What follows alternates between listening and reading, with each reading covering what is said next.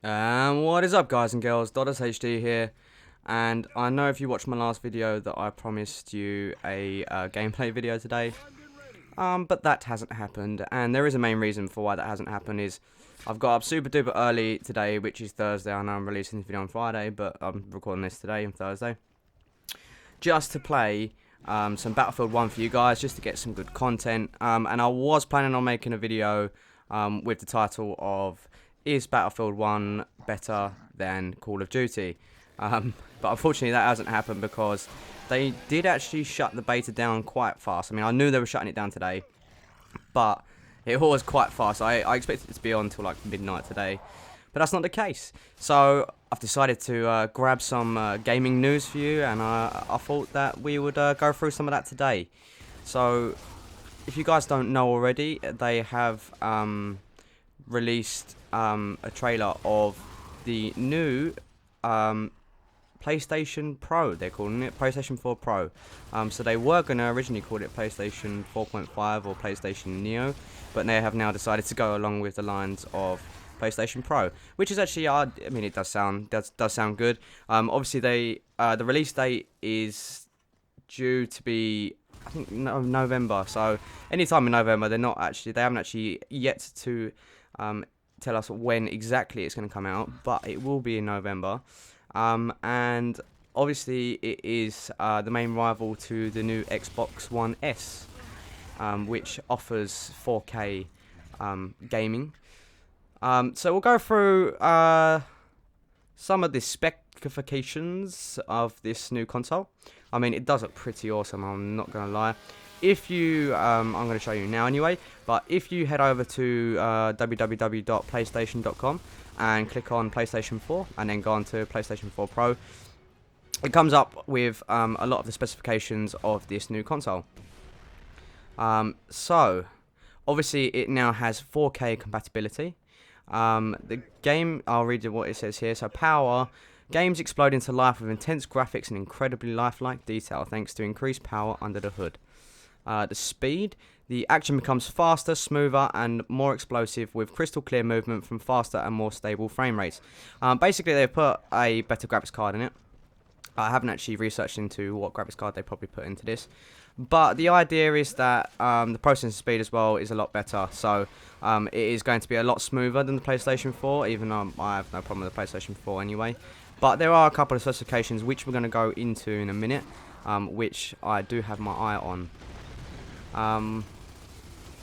So yeah, basically if we have a look at the design now, if you see the 3D rotated video, it does look really slick. Now, I have always thought that PlayStation have created consoles that look a lot nicer than Xbox. I mean, don't get me wrong, Xboxes don't look that bad, but I mean, like you guys know, I've actually got a Xbox One now as well, so I have a PlayStation 4 and Xbox One.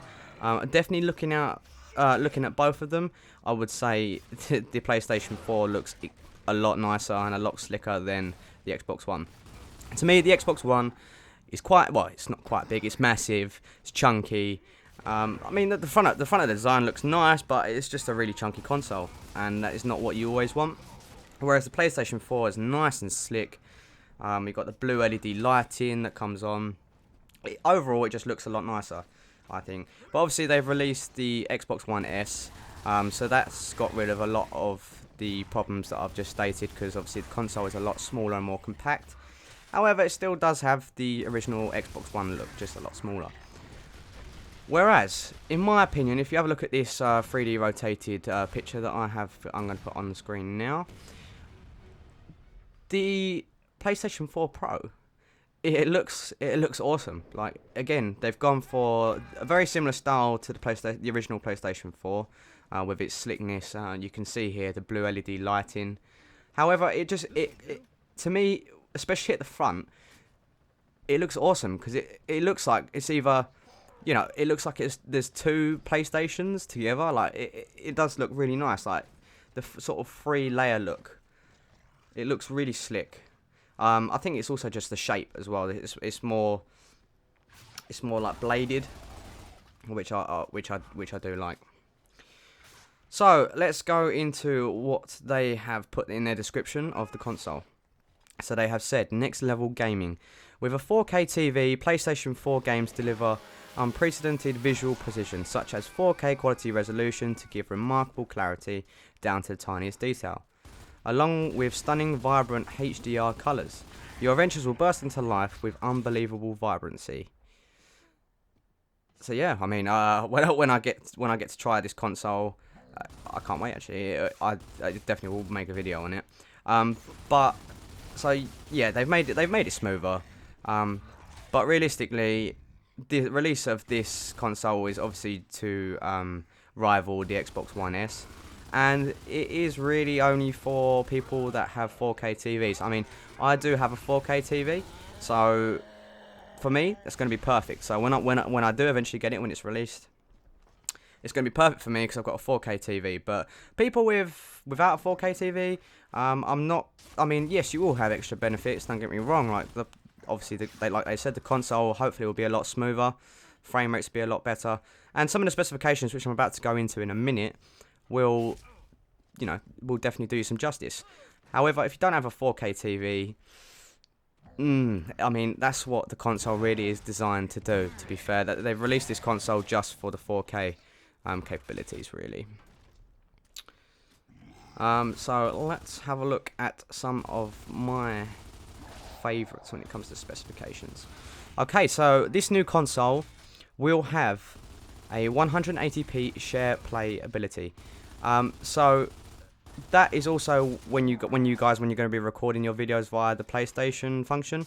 I mean, obviously I don't do that because I use an Elgato HD 60, but not everyone wants to do that. And if you're not a YouTuber or you just do it for a little bit of fun, you won't be buying one of those because they're like 150 quid. It's an extra add-on, 150 quid. It's not worth it for you, really. But it does give you the opportunity to now record 180p videos. So I'm also assuming that the frame rates with that recording function is going to be a lot better, because I did a bit of research when I started YouTube. Don't get me wrong, I started using the PlayStation record feature, and for a little while it was good it was what I needed. But I think it was recording at something like 12.5 or 12.9. I mean, I could be wrong, but it's a very low frame rate per second anyway. So that wasn't giving me the quality that you guys needed. So yeah, that would definitely be good for some people. I mean, it's a good function. Don't get me wrong, it is a good function.